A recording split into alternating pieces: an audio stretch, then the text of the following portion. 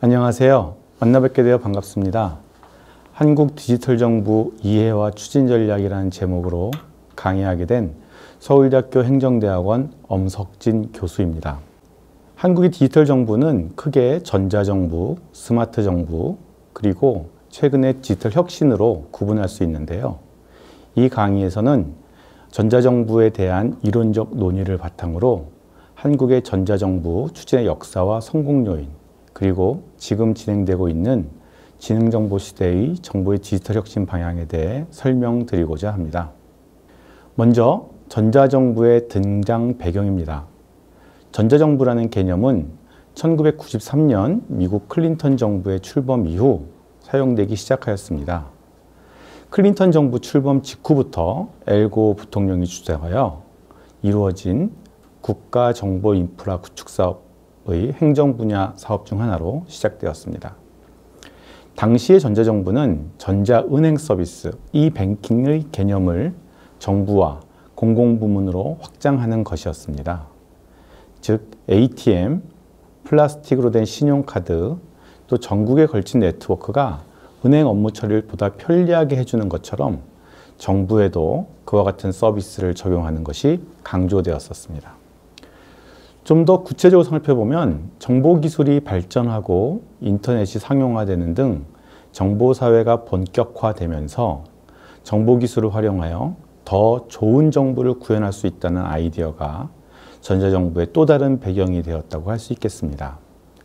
정부 서비스를 이용함에 있어서 온라인을 통해 시간을 단축할 수 있을 뿐만 아니라 언제 어디서든지 쉽게 서비스를 이용하고 또 공무원과 소통할 수 있는 정부 내부적으로는 온라인과 정보기술을 활용하여 행정 업무를 좀 더 효율적으로 처리하고 부서 간의 칸막이 없이 원활하게 협력하고 소통할 수 있는 정부를 만들 수 있다는 아이디어였습니다. 이와 같은 배경하에 전자정부가 추진되게 되었는데요. 전자정부의 개념을 살펴보면 한국의 전자정부법에서는 전자정부를 정보기술을 활용하여 행정기관 및 공공기관의 업무를 전자화하고 행정기관 등의 상호 간의 행정 업무 및 국민에 대한 행정 업무를 효율적으로 수행하는 정부로 정의하고 있습니다. 미국이나 UN 등 국제기구들도 다양한 전자정부 개념을 제시하고 있습니다만 우리 전자정부법의 정의와 크게 다르지는 않습니다. 이와 같은 전자정부의 등장 배경 또 개념 등을 종합해보면 전자정부의 추진 목표는 행정의 효율성, 효과성, 민주성 증진과 함께 정보기술 산업의 성장과 그에 따른 일자리 창출 등 경제, 사회적 발전을 들 수 있을 것입니다. 그렇다면 전자정부를 통해 이루어지는 구체적인 서비스는 어떤 것들이 있을까요? 우선 전자정부를 이용하는 이용자 측면에서 전자정부 서비스의 유형을 구분할 수 있을 것입니다. 정부와 시민, 정부와 기업, 정부기관 간의 서비스로 전자정부 서비스를 구분할 수 있을 것이고요. 또 정부와 시민 개인, 또 정부와 정부의 공무원 간의 서비스를 제공하는 경우로도 세분화할 수 있을 것입니다.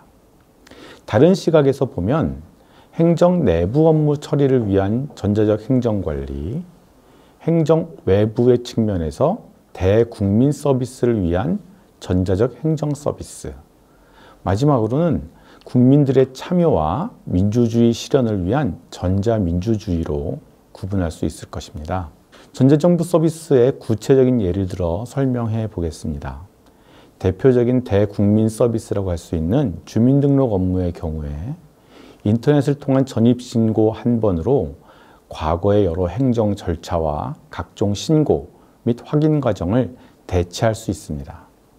대표적인 G2B 업무라고 할 수 있는 조달 업무의 경우에는 과거에 수작업과 직접 방문 등을 통해 이루어지던 조달 업무가 나라장터 사이트에서 온라인으로 한꺼번에 이루어집니다. 전자민주주의의 경우에도 인터넷과 온라인을 통해 정부의 정책이나 행정 정보를 제공받는 정보 제공형, 공공정책에 대한 토론이 중심이 되는 협의, 특정 이슈나 선택에 대한 시민 토론, 평가, 투표 등이 이루어지는 정책 결정 유형 등으로 구분될 수 있을 것입니다. 조금 더 거시적으로는 전자정부 발전 모형을 생각해 볼 수 있는데요. 정보통신기술의 발전과 전자정부의 활용 범위가 확대되면서 전자정부가 발전 단계의 관점에서 더 높은 수준으로 발전한다는 개념 하에 여러 단계 모형들이 개발되었었습니다. 예를 들면 정보통신 분야의 연구기관인 가트너에서는 전자정부가 초기에는 기존의 정부의 정보를 웹사이트를 통해 제공하는 즉 프레젠스 단계에서 이메일이나 서치 엔진을 활용하여 정부의 담당자와 온라인으로 소통하고 정부의 정보를 이용자가 검색할 수 있게 하는 상호작용 단계, 이후에는 결제 등을 통해서 직접 서비스에 대해 지불을 하고 또 민원 처리를 할 수 있는 거래 단계, 마지막으로는 정부의 다양한 기관과 다양한 서비스를 한자리에서 통합적으로 처리할 수 있는 전환 단계로 발전한다고 주장하였습니다. 이와 같은 단계 모델은 시간이 가면서 점점 더 세분화되었고요. 최근에는 그림에서 보시는 바와 같이 7단계 모형이 제시되기도 하였습니다. 이와 같은 단계 모형에서는 전자정부가 시스템과 기술의 진화뿐만 아니라 조직, 제도, 또 행정적 절차 등을 포함하는 것으로 개념이 확장되게 됩니다. 이들 모형 가운데서는 최종적인 단계로 모든 서비스를 하나의 사이트에서 통합 제공하는 통합 단계를 제시하는데요. 그 가까운 예가 우리나라에서의 안심 상속 서비스라고 할 수 있습니다. 화면에서 보시는 바와 같이 과거에는 상속 등을 위해서는 금융거래, 토지, 자동차, 세금 등 각각의 관련된 개별기관들을 일일이 방문했었어야 되는데요. 이제는 한 곳에서 전자정부 서비스를 통해 다른 기관의 서비스까지 원스톱으로 처리할 수 있습니다. 그 다음은 스마트 정부입니다. 지금까지 설명드린 전자정부는 사실 유선 인터넷 기반의 전자정부였죠. 인터넷이 점차 무선 인터넷, 모바일, 스마트 기기 기반으로 확장되면서 이와 같은 기술들이 전자정부 서비스에 반영되기 시작하였습니다. 정보기술이 발전하면서 유선 인터넷 기반에서 무선 인터넷, 모바일, 스마트 기기 기반으로 정보기술 서비스가 변화해 왔고요. 또 컴퓨팅 파워가 크게 향상되고 또 데이터 분석 기법이 크게 향상되면서 그와 같은 서비스와 기법들이 전자정부 또는 공공부문에도 도입되기 시작하였습니다. 아울러 이 시기에 트위터, 페이스북 등 소셜미디어 플랫폼 등이 적극적으로 활용되면서 이와 같은 소셜미디어 플랫폼을 정부의 서비스와 행정 업무에 활용할 수 있지 않겠는가라는 아이디어도 제시되기 시작되었죠. 이와 같은 서비스를 기반으로 해서 전자정부 서비스도 소셜미디어를 활용하고 모바일 디바이스를 활용하며 데이터를 분석하여 개개인의 선호에 반응하고 정부 정책 및 활동에 대한 데이터 개방을 통해 행정의 투명성을 높이려는 스마트 정부 개념이 등장하였습니다. 먼저 소셜정부의 예를 한번 들어보겠습니다. 서울시 등 지방자치단체에서는 트위터나 페이스북 같은 소셜미디어를 활용하여 주민들의 민원을 접수하고 그 조치 결과를 소셜미디어를 통해 공지합니다. 화면에서 보시는 것처럼 공공기관과 자치단체장 등이 소셜미디어 계정을 갖고 있기 때문에 과거에는 기관을 방문해서 창구에서 민원을 제기했던 것에 비해 지금은 기관장의 소셜미디어 계정에 직접 트윗이나 댓글을 남기는 방식으로 생활상의 불편이나 정책 제안 등을 시민들이 제시하고 또 소셜미디어 플랫폼에서 토론과 협의가 이루어지는 정부를 소셜 정부라고 얘기합니다. 소셜미디어 네트워크를 분석해보면 자치단체장과 자치단체의 트위터 계정에 시민들이 접속하면서 트위터 소셜미디어 플랫폼을 통해 정부와 시민들이 팔로워와 팔로잉 관계를 통해 연결되고 있고, 또 기관과 자치단체장의 계정을 통해 정책 정보와 시민들의 정책 제안이 서로 주고받고 있음을 알 수 있습니다. 두 번째, 모바일 정부입니다. 개념적으로는 모든 종류의 무선 및 모바일 기술, 모바일 서비스 애플리케이션, 그리고 기기를 활용하는 전략과 이러한 전략의 실행을 모바일 정부라고 이야기할 수 있습니다. QR코드, 증강현실, 위치 기반 정보 등을 통해서 개인별로 또 자신이 처한 환경과 맥락에 적합한 서비스가 이루어지고, 시민들도 정부가 제공한 데이터를 활용해서 스마트폰 앱을 제작할 수 있고, 또 그것을 배포해서 좀 더 창의적이고 다양한 공공 서비스를 제공할 수 있는 장점이 있습니다. 민원24 앱의 사례에서 보시듯이 이미 기존의 유선 인터넷 기반의 전자정부 서비스가 무선 모바일 기반으로 전환되었습니다. 최근에는 톡 프로그램을 통해서 챗봇 서비스까지 모바일로 제공됩니다. 아울러 센서 등을 통해 방대한 데이터가 수집되고 축적되면서 데이터 분석을 위한 컴퓨팅 파워가 확대되었습니다. 수집된 정책 정보와 빅데이터를 분석하여 더 좋은 서비스와 더 정확한 정책 결정을 수행할 수 있게 되었습니다. 이와 같은 특성을 갖는 정부를 분석적 정부다, 이렇게 개념화할 수 있겠습니다. 빅데이터의 구축과 컴퓨팅 파워의 증가는 정부 기능의 수행과 의사결정 과정에서 증거 기반, 과학적 의사결정을 촉진할 것으로 기대됩니다. 이미 우리 정부는 초기적인 형태이긴 하지만 앞서 말씀드린 분석적 정부의 특성을 보여주고 있습니다. 구체적인 예가 보건복지부에서 추진한 이 아동행복 지원 시스템인데요. 아동들이 위기 징후에 있는지 선제적으로 식별하는데 각종 정보들, 예를 들면 그 아동의 특화 정보, 또 복지 사각지대 발굴과 관련된 정보, 또 사회보장정보원 등이 가지고 있는 정보 등을 모두 취합해서 분석해서 전국의 아동들 중에 어떤 아동들이 위기 징후에 있는지를 파악할 수 있다는 것입니다. 예를 들면 어떤 아동이 학교에 잘 출석하다가도 갑자기 장기 결석을 한다면 위기 징후라고 생각해 볼 수 있는 것처럼 보건복지부가 가지고 있는 다양한 정보들을 분석해서 어떤 아동들이 위기 징후에 있는지를 식별하고, 또 그 아동들이 실제로 위기 상황에 있는지를 파악하기 위해서 지방자치단체의 공무원들이나 사회복지사들이 찾아가서 확인해 보면서 좀 더 아동들에게 선제적이고 또 맞춤형 서비스를 제공할 수 있다는 것입니다. 실제로 성과가 있었습니다.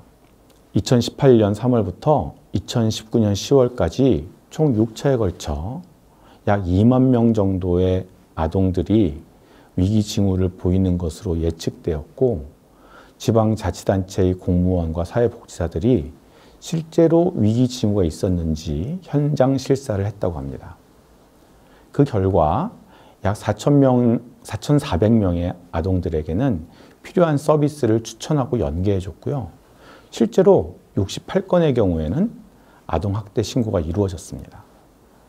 이와 같은 성과는 아마도 데이터를 분석해서 좀 더 선제적으로 공공 서비스를 제공할 수 있는 형태로 정부의 서비스가 앞으로 발전될 것임을 보여준다고 하겠습니다.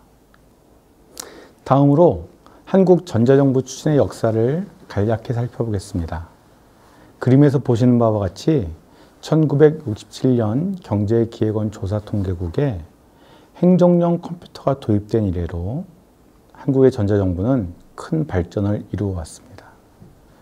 특히 인프라, 서비스, 법 제도가 서로 맞물리면서 함께 공진화해 왔다는 것이 독특한 특성입니다. 먼저 맹아기와 태동기의 전자정부의 추진 역사를 살펴보겠습니다. 방금 말씀드린 바와 같이 1967년에 경제기획원 조사통계국에 IBM 1401 시스템이 들어오면서 정부 최초의 컴퓨터 도입이 이루어졌습니다. 이 시스템은 인구 센서스 통계 업무에 활용되었고요. 이후로 컴퓨터 도입이 붐을 이루게 됩니다. 한국과학기술연구소 또는 최신부 등의 컴퓨터 도입이 붐을 이루게 됩니다. 한국과학기술연구소 전자계산실이 설치되었고요. 최신부에 전화요금이나 예산 편성 및 배정을 위한 컴퓨터가 도입되었습니다. 또 한국생산성본부에서는 민간 최초로 교육훈련용 컴퓨터가 도입되기도 했습니다. 컴퓨터 도입을 바탕으로 행정전산화 기본계획에 따라 행정전산화가 본격적으로 추진되게 됩니다. 행정전산화 추진위원회가 설치되어 1975년부터 82년까지 7년간 중앙 및 지방행정기관을 포괄하는 정보화 체계가 구축되었습니다. 구체적인 대상 업무는 주민등록관리, 여권관리, 노동, 범죄, 경제, 세무정보, 농업통계, 기타 인허가 등 총 60종이 행정전산의 대상 3으로 선택되어 추진되었습니다. 1978년부터는 제1차, 2차 행정전산화 사업이 시행되었습니다. 31개 기관 99개 업무의 전산기를 공동으로 이용하고 시도 전산센터를 구축하였습니다. 2차 행정전산화 사업에서는 단일 업무의 계열을 통합하고 전국 통신망을 구축하며 분야별 행정자료 DB를 구축하기도 하였습니다. 1987년부터는 국가기관 전산망 사업이 시작되었습니다. 제1차 국가기관 전산망 사업을 통해서 금융전산망, 교육 및 연구전산망, 그리고 행정전산망 사업이 추진되었습니다. 특히 제1차 행정전산망 우선 추진 업무의 경우에는 주민등록관리, 부동산관리, 자동차관리, 통관관리, 고용관리, 경제통계관리 등은 국가 행정 업무의 기본이 되는 데이터가 구축되고 전산망이 구축되면서 국가 행정 업무의 국가 행정 업무의 전산화가 확립되는 시기였다고 말씀드릴 수 있겠습니다. 제2차 국가기관 전산망 사업에서는 금융전산망, 교육전산망, 연구전산망, 행정전산망 등이 사업이 이루어졌습니다. 특히 제2차 행정전산망 사업에서는 우편전산망, 국민복지업무전산망, 통관자동화, 산업재산권 정보관리 업무, 기상업무 전산화, 물품 등록 관리 업무, 어선 관리 업무 등이 이루어지면서 제1차 기관 전산망 사업에서는 이루어지지 않았던 다른 세부 분야들이 전산화되고 전산망이 확보되는 성과를 거두었습니다. 1996년부터는 서울, 과천, 대전의 정부청사를 잇는 정부 고속망과 내무부와 15개 시도, 시군구를 잇는 지방행정종합망이 구축되었습니다. 이와 같은 성과를 바탕으로 김영삼 정부부터 전자정부가 본격적으로 추진되기 시작합니다. 먼저 배경을 살펴보면 1990년대 중반 이후 WTO의 출범을 계기로 경제의 세계화가 급속히 진행되었고, 이에 따라서 디지털 경제, 지식 기반 경제가 강조되기 시작했습니다. 또 국내적으로는 산업 구조의 고도화가 필요한 시점이었죠. 정보화를 위한 국가전략 사업으로 초고속 정보통신 기반 구축 사업이 추진되면서 전자정부가 본격적으로 시행되게 됩니다. 1994년 12월 최신부를 정보통신부로 확대 개편하고 1995년 8월에는 정보화 촉진 기본법을 제정하면서 전자정부의 본격적인 추진이 시작됩니다. 구체적인 사업 내용은 다음과 같습니다. 2000년까지 대국민 민원 서비스를 획기적으로 개선하겠다는 겁니다. 원스톱 민원 처리 서비스와 PC통신을 활용한 안방 민원 서비스를 확대를 목표로 하였고요. 정보 공동 활용 및 행정정보 공개를 촉진해서 행정의 효율성과 부처 간의 협력을 촉진하고자 하는 노력이 기울여졌습니다. 또 행정정보 활용 확대를 위해서 다양한 기반 조성 사업이 이루어졌는데요. 예를 들면 2000년까지 공무원 1인당 1PC 보급을 추진하고 정부 청사 및 입법부, 사법부를 연결하는 고속통신망을 구축해서 전자정부 또는 전자적 업무 처리의 기반을 확보하고자 하였습니다.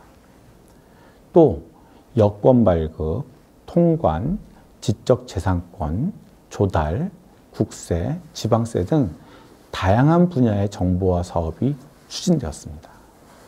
초고속 국가정보통신망 구축 사업의 구체적인 배경과 사업기관 성과에는 이 표를 참고해 주시면 되겠습니다. 1990년대 후반에 꾸준히 초고속 국가정보통신망 구축 사업이 이루어지면서 스마트 정부, 전자정부를 위한 인프라가 더욱 강화되었다고 평가될 수 있겠습니다. 김대중 정부에서는 김영삼 정부까지의 전자정부 성과를 바탕으로 더욱 고도화된 전자정부 추진이 이루어졌습니다. 지식정보 사회의 지식정보 사회가 심화되면서 정보기술 산업이 부가가치 창출과 국가 경제 발전의 주요한 동력으로 대두되었습니다. 당연히 선진국들도 정보화 투자를 가속화했었죠. 국내적으로는 IMF 외환위기 극복과 일자리 창출을 위해 새로운 신산업 창출이 필요했고 정보기술 산업이 가장 중요한 신산업으로 대두되었습니다. 이와 같은 배경 하에서 국가 사회 전반의 정보가 강조되기 시작하면서 전자정부가 더욱 주목을 받게 된 것입니다. 2002년부터 범정부 차원에서 부처들을 아우르면서 행정개혁 관점에서 전자정부를 추진할 필요성이 제기되었습니다. 구체적인 목표는 전자정부 단일 창구를 통한 대국민 서비스를 인터넷으로 처리하고 정부와 기업 간의 전자거래 방식 적용을 통해서 투명성을 극대화하며 행정 업무의 처리는 생산성과 투명성을 극대화하는 방향으로 진행되고 정보 유통 및 관리의 안전성과 신뢰성을 확보하려는 목표하에 전자정부가 추진되었습니다. 이와 같은 기조하에 김대중 정부에서는 전자정부 11대 과제를 채택해서 적극적으로 추진하였습니다. G4C, G2B, G2G 영역별로 다부처 연계형 11대 전자정부 사업이 진행되었는데요. 구체적으로는 투명하고 효율적인 정부, 또 국민에 대한 서비스 향상, 기업에 대한 서비스 향상을 위한 전자정부 과제가 있었고 또 이 전자정부 과제들의 공통 인프라로서 전자관인 시스템이라든지 범정부적 통합전산센터 같은 과제들이 진행되었습니다. 노무현 정부에서는 김대중 정부까지의 국가정보화와 전자정부 과제를 성과를 받아 안으면서 한편으로는 양적으로 또 다른 한편으로는 질적으로 고도화를 추구하였습니다. 노무현 정부의 전자정부 추진 목표는 첫째, 전자정부는 정부 혁신을 위한 주요한 수단이었고요. 둘째, 서비스 전달 혁신을 통해서 네트워크 정부를 구축하였고, 셋째, 행정의 효율성과 투명성 향상을 통해 지식정부를 구현하고자 하였습니다. 마지막으로는 전자정부를 통해서 진정한 국민주권을 실현하는 참여정부를 구축하고자 하였습니다. 이와 같은 목표 하에 전자정부 31대 과제가 추진되었습니다. 일하는 방식의 혁신, 대국민 서비스 혁신, 정보자원관리의 혁신, 법제도 정비라는 각각의 분야별로 다양한 전자정부 과제가 추진되었고요. 예를 들면 일하는 방식의 혁신에서는 전자적 업무 처리의 정착, 행정정보 공동이용의 확대, 서비스 중심의 업무 재설계와 관련된 사업들이 추진되었습니다.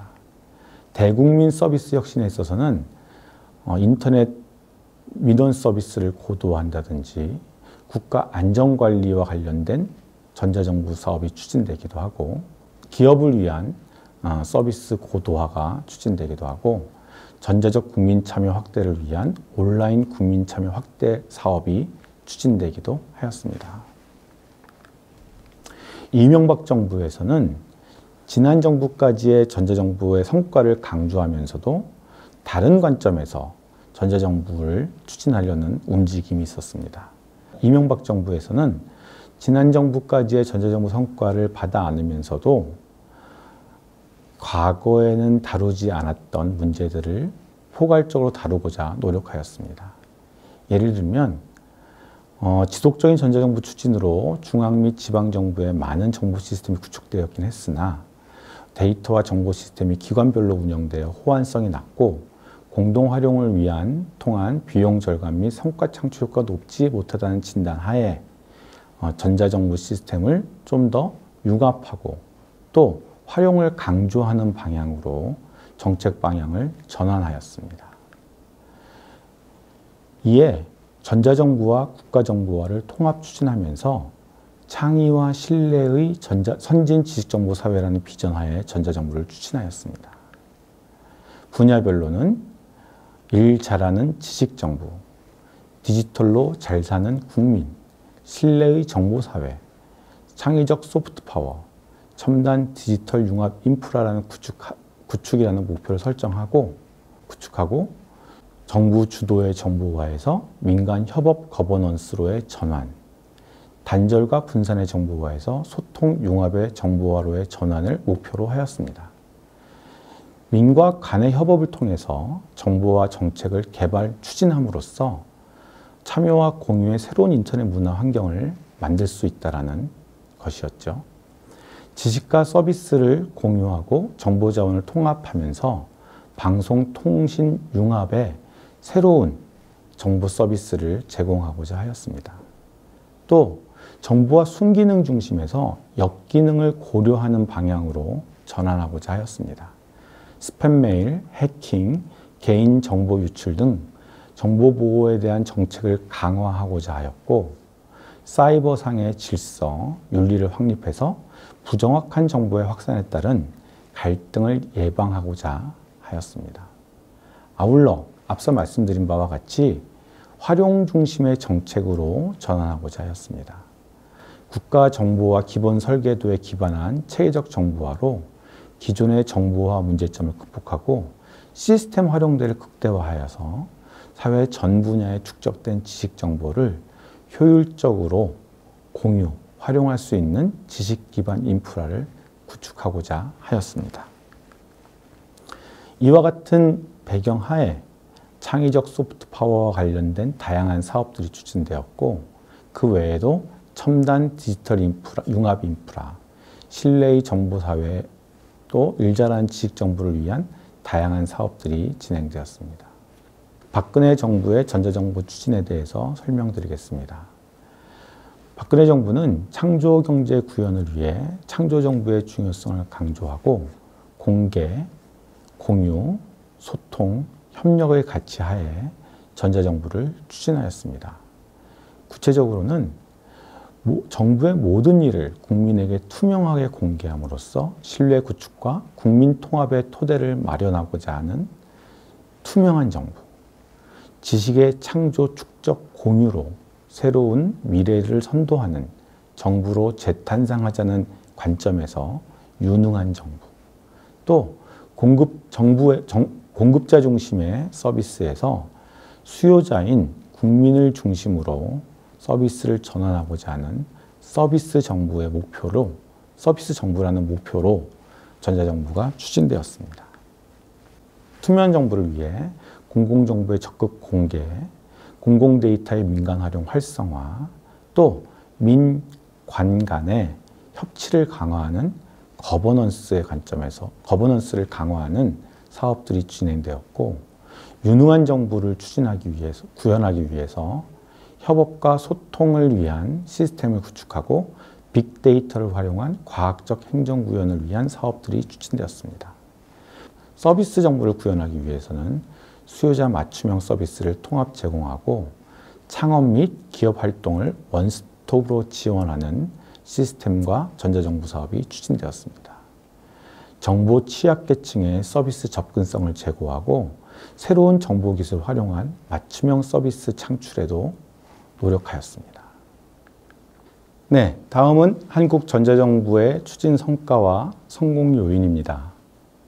우선 그림에서 보시는 것처럼 UN 전자정부 서베이 결과 등에서 우리나라는 줄곧 1위와 2위를 놓치지 않고 있습니다. 해외에서도 한국을 전자정부 선도국으로 인정하고 있고요. 여러 가지 분석 결과나 서비스 수준을 보면 우리의 전자정부는 매우 높은 수준을 보이고 있습니다. 구체적으로 각각의 성과를 좀 말씀드려 보겠습니다. 우선 정부기관 업무 처리 절차의 전자화가 완료되었습니다. 인사, 재정 등 중앙부처와 지자체에서 수행하는 핵심 영역의 고유 공통 업무들이 모두 전자화되어 있고요.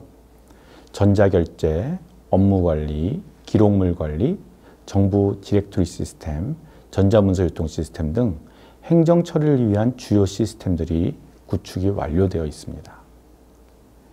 나아가서는 주요 공공 데이터의 전자화가 이루어지고 데이터베이스화가 되면서 행정 업무와 서비스의 온라인 처리 기반이 마련되었다고 평가됩니다. 주민, 부동산, 자동차 등 국가 운영의 기본이 되는 정보의 데이터베이스 구축이 완료되었습니다. 이와 같은 정보 자원들을 효율적으로 운영하기 위한 관리 체계도 완비되어 있습니다. 전자정부 운영과 관련된 정보 자원의 관리 운영을 위해 범정부 EA 포털 등이 구축되어 정부 및 공공기관의 정보 자원 관리를 지원해주고 있습니다. 이와 같은 전자정부의 성과를 바탕으로 새로운 서비스가 등장하고 있습니다. 찾아가는 서비스, 미리 채워주는 서비스 등 미래지향적인 행정 모델의 적용이 확대되고 있습니다. 편리한 연말정산 서비스 많이 사용해 보셨죠? 국세청이 보유한 자료를 통해 미리 알려주고 미리 채워주는 연말정산 서비스가 이미 오래전부터 시행되고 있습니다. 아까 말씀드린 안심상속 원스톱 서비스 같은 경우도 굉장히 미래지향적인 행정 서비스 모델로 제시되고 있죠. 데이터를 행정자원으로 인식하고 이에 대한 적극적 활용이 시도되고 있습니다. 공공기관과 지자체가 보유한 데이터를 국민들의 요구 없이도 개방하는 데이터 개방이 점차 확대되고 있습니다. 그 외에도 협업 및 지식 기반 행정 구현을 위한 클라우드 기반이 구축되어서 곧 100% 달성될 것으로 예상됩니다. 이와 같은 성과를 거두게 된 성공 요인은 무엇일까요? 첫째, 강력한 리더십과 추진 체계를 들 수 있겠습니다. 이미 보신 바와 같이 국가정보화, 전자정부 또는 스마트 정부는 대통령 아젠다였습니다. 대통령의 강력한 리더십 하에 정보화, 전자정부를 추진하는 부처, 또 전문기관들이 긴밀한 협업을 통해서 전자정부의 성과를 높였다고 볼 수 있겠습니다. 정부 부처의 경우에는 각 부처별로 개별 시스템을 구축하고 초고속 통신망을 구축하며 기술을 표준화했고요. 행정안전부 등 전자정부와 스마트 정부를 추진하는 주관 부처는 추진 전략을 수립하고 행정 업무 프로세스를 개선하며 온라인 서비스를 고도화하는 노력을 진행하였습니다. 또 전자정부와 스마트 정부의 추진을 지원하는 전문 지원기관에서는 전자정부 세부 과제를 기획하고 또 사업 관리를 통해 효율적이고 효과적으로 사업이 진행되며 필요한 경우 전문 기술을 지원하기도 하였습니다. 두 번째, 통찰력 있는 중장기적 계획을 수립한 것이 또 다른 성공 요인으로 제시됩니다. 급속한 기술사회 변화에 대응하는 선제적인 전략 추진으로 정보통신망을 조기에 구축하고 범부처 전자정부 프로젝트를 확대하였습니다. 1990년대 말에는 초고속 정보통신 기반을 구축한다든지 또 정부 대표 홈페이지를 개통하는 계획이 이루어졌고요. 2000년대에는 범정부 차원의 다부처 전자정부 서비스, 아까 말씀드린 11대 전자정부 사업, 31대 전자정부 로드맵 사업들이 추진되었고 또 2007년에는 중앙행정기관의 정보 시스템을 하나로 모으는 정부 통합전산센터가 구축되었습니다.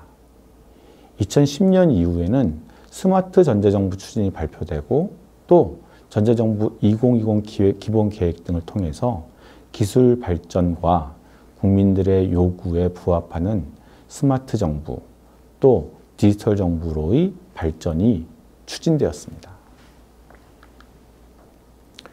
세 번째, 과감하고 지속적인 재정 투자입니다. 한정된 자원 활용으로 고성과 도출을 위해서 선택과 집중 전략을 채택하였습니다. 구체적으로는 선도 분야에 대한 명확한 목표 설정과 도전적인 투자를 통해 구체적이고 실효적인 효과를 거둔 것입니다. 초고속 정보통신망 구축 등 경제성장을 이끌 수 있는 분야를 선택해서 추진했고요. 앞서 말씀드린 바와 같이 대통령 아젠다로 선정된 전자정부 사업에 과감한 투자를 시행하였습니다. 전체 예산의 1% 이상을 국가정보화를 위해 투자하고 그 외에도 정보격차 해소라든지 전자거래 활성화 등 다양한 선도적 정보화 사업을 추진하였습니다. 넷째, ICT 산업 발전과 기술력을 들 수 있습니다. 두려움 없는 기업가 정신을 바탕으로 한 기업 정보화 추진으로 ICT 주력 제품의 세계 최고 기술력 그리고 해외 시장에서의 경쟁력을 확보하였습니다. 1980년대에는 메모리 반도체, 교환기, PC 등 ICT 제품의 생산이 확대되었습니다. 1990년대에는 초고속 인터넷 보급, 휴대폰, 디스플레이 등 주력 제품의 경쟁력을 확보할 수 있었고요. 2000년대에는 인터넷 기반의 신산업 성장 및 전자정부 해외 시장 진출이 확대되었습니다. 이와 같은 기업 정보화를 통한 성과가 전자정부 또는 스마트 정부의 밑바탕이 되었습니다. 기업 정보화를 통한 기업의 경험과 노하우가 전자정부 사업 추진의 원동력으로 작용한 것이었습니다. 마지막으로는 새로운 기술과 서비스 수용 문화를 들 수 있습니다. 인터넷, 모바일 기술 등 신기술이 쉽게 사회 전반적으로 수용되었고 이것이 전자정부와 스마트 정부 추진을 위한 사회적, 문화적 기반이 되었다고 말씀드릴 수 있습니다. 소셜미디어 등 다양한 커뮤니케이션 채널의 증가로 실시간 정보 공유, 정치 참여 등 국민 소통 방식이 변화했고요. 스마트폰과 태블릿 PC 등 모바일 기기 확산으로 시간과 장소에 구애받지 않는 스마트 워크 활성화가 이루어졌습니다. 이와 같은 일하는 방식, 국민들의 생활의 변화는 다시 더 좋은 스마트 정부, 디지털 정부의 서비스의 요구로 연결되면서 전체적으로 선순환이 이루어지는 국민의 더 높은 요구와 더 좋은 정부 서비스가 서로 선순환하는 관계로 전자정부가 발전할 수 있었다고 보겠습니다. 또한 새로운 것, 빠른 것에 대한 국민들의 선호, 또 국민들이 가지고 있는 창조성도 빼놓을 수 없습니다. 새로운 상품과 서비스 사용을 추구하는 얼리 어댑터들이 굉장히 많고요. 디지털 기술과 아날로그를 융합해서 새로운 것을 창조해내고자 하는 국민들의 능력이 크게 보면 전자정부의 배경이 되었다고 볼 수 있겠습니다. 이와 같은 다양한 성공 요인에 기반한 전자정부, 스마트 정부의 추진 성과는 과거의 것이 아니라 지금 우리가 향유하고 있는 것입니다. 대표적인 예가 코로나19 위기 극복을 위한 디지털 정부의 활용입니다. 디지털 정부는 코로나19 위기 극복의 수단으로 활용되어 왔습니다. 전자증명서라든지 정부24라든지 GVPN이라든지 PC 영상회의, 공공 데이터 개방 등이 코로나19 위기 극복에 활용되었고, 그림에서 보시는 다양한 시스템들이 코로나19 위기 극복에서 활용되었습니다. 출입국 검역 또는 감염병 감시, 감염병의 발생 보고와 격리 병상 관리, 재난 안전 문자 등 코로나19의 예방과 대응 과정에서 전자정부와 스마트 정부, 디지털 정부 시스템이 적극 활용되었습니다. 또한 소상공인 자격 확인, 국고 보조금을 배분하는 과정에서도 기존의 전자정부와 스마트 정부를 통해서 축적되었던 정보와 데이터, 그리고 정보 시스템 등이 10분 활용되었습니다. 코로나19 위기 대응 과정에서 기존의 전자정부, 스마트 정부, 디지털 정부 과제 등이 그 가치를 확인할 수 있었다라고 말씀드리겠습니다. 그 대표적인 예가 데이터 기반의 역학조사 지원 시스템입니다. 확진자의 동선을 파악하는데 굉장히 많은 시간이 걸렸다고 합니다. 8시간 정도의 시간이 걸렸는데 데이터 기반 역학조사 지원 시스템이 도입되면서 10분으로 획기적으로 단축될 수 있었습니다. 이도통신 3사 기지국 기반 위치 데이터, 또 국내 8개 카드사의 결제 데이터, QR코드를 활용한 전자 출입 명부 등을 연계해서 효율적인 확진자 역학조사를 지원하는 시스템이 구축되어 이와 같은 성과를 거둘 수 있었다는 것입니다. 그 외에도 다양한 디지털 정부 서비스 등이 도입되고 활용될 예정입니다. 모바일 신분증이 곧 도입되어 활용될 것입니다. 온오프라인에서 안전하고 편리한 디지털 신원증명을 통해 공공, 민간의 서비스를 혁신하고 디지털 경제의 활성화를 견인할 것으로 기대됩니다.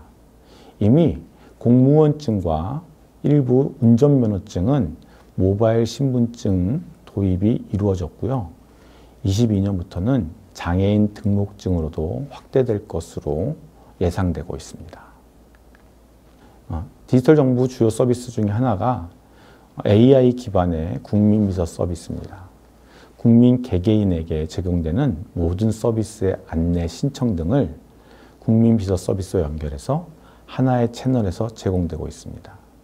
현재로는 코로나19 백신 접종 정보를 안내해주고 있는데 향후에는 운전면허라든지 건강검진, 교통범칙금 등 일상에 필요한 서비스도 선제적으로 국민비서 서비스를 통해 제공될 예정이라고 합니다. 보조금 24 서비스도 이미 활용되고 있습니다. 정부 24에 로그인하거나 주민등록센터에 방문하셔서 내가 받을 수 있는 혜택을 한 번에 확인할 수 있는 서비스입니다. 각 부처가 제공하는 서로 다른 서비스를 정확하게 알기 어려운데 이와 같은 서비스들을 모두 모아서 개인별로 맞춤형 서비스로 보조금 24 서비스가 진행되고 있습니다. 공공 마이 데이터 꾸러미 서비스도 말씀드리고자 합니다. 개인과 관련된 모든 데이터를 본인이 원하면 검색, 저장, 유통, 거래까지 할 수 있는 마이 데이터 서비스가 곧 본격화될 전망입니다. 마지막으로는 데이터 기반의 행정이 강화될 것입니다. 교통, 금융, 에너지 등 공공 및 민간 데이터를 수집, 가공, 유통을 지원하는 분야별 빅데이터 플랫폼이 구축되었고 이들을 연계해서 정부의 행정이 데이터 기반에서 이루어질 것입니다. 지금 데이터 기반의 행정을 강화하려는 노력이 범정부 차원으로 진행되고 있습니다. 정부가 민간과 공공부문에서 수집된 빅데이터를 분석해서 좀 더 타당한 의사결정과 정책 결정을 내리게 되고요.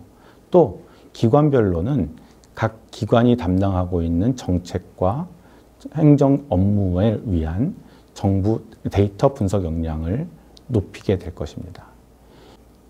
이와 같은 데이터 분석 역량의 강화는 정부의 정책의 타당성과 더 좋은 공공 서비스로 이어질 것으로 기대됩니다. 네, 마지막으로는 앞으로의 정부의 디지털 혁신 방향에 대해서 말씀드리겠습니다. 지금까지 전자정부 성과를 바탕으로 지능정보 시대의 정부의 디지털 혁신 방향을 생각해 보겠습니다. 지능정보 시대의 정부는 당면한 정책 문제 해결과 더 좋은 공공 서비스 제공을 위해 최근 등장하는 새로운 정보 기술과 축적된 데이터를 혁신적이고 창조적으로 결합해서 행정에 활용하는 정부가 될 것입니다. 좀 더 구체적으로 말씀드리면 데이터와 정보 기술을 활용한 강한 혁신을 지향하는 정부가 될 것입니다. 정부 전체의 정책 역량을 증진하고 또 데이터와 정보 기술을 바탕으로 시민 지향적인 공공 서비스를 제공하며 또 부처 간에 공무원 간에 공공과 민간 간의 협력 체계를 강화하는 협력 지향적 정부가 이루어질 것으로 기대됩니다. 이를 통해서 행정의 효율성과 함께 투명성, 반응성, 책임성, 신뢰성을 증진하는 효율성과 민주성을 동시에 달성하는 정부로 발전할 것으로 기대됩니다. 좀 더 구체적으로는 지능정보 시대의 정보기술이 가지고 있는 초연결성 그리고 초지능성에 기반한 행정혁신이 이루어질 것으로 보입니다. 정부가 보유한 데이터와 함께 소셜미디어, 사물 인터넷을 통해 수집되고 집적된 빅데이터, 인공지능을 활용한 데이터 기반의 의사결정, 인공지능을 통해 분석되는 각종 시나리오를 통해 정책 분석 역량을 개선시킴으로써 미래 지향적인 정책 결정이 가능할 것으로 보이고요. 다양한 데이터를 분석해서 에너지, 교통, 환경, 재난 대비 영역 등에서 인공지능을 활용한 실시간 상황 모니터링이 가능할 것으로 보입니다. 빅데이터 분석은 재정, 환경, 의료 등 각종 정책 문제와 위기 상황의 징후를 사전에 포착해서 정부가 사전에 대응할 수 있도록 지원하게 될 것입니다. 이와 같은 정부는 한마디로 말씀드리면 데이터와 인공지능 기반의 정부로 말씀드릴 수 있겠습니다. 지금까지 전자정부와 스마트정부, 디지털정부에 대해서 말씀드렸습니다. 또 한국 전자정부와 스마트정부의 추진 역사를 살펴보고 향후 진행될 디지털정부의 발전 방향에 대해서도 말씀드렸습니다. 모쪼록 이 강의가 한국 디지털정부에 대한 여러분의 이해에 도움이 되었기를 바랍니다. 감사합니다.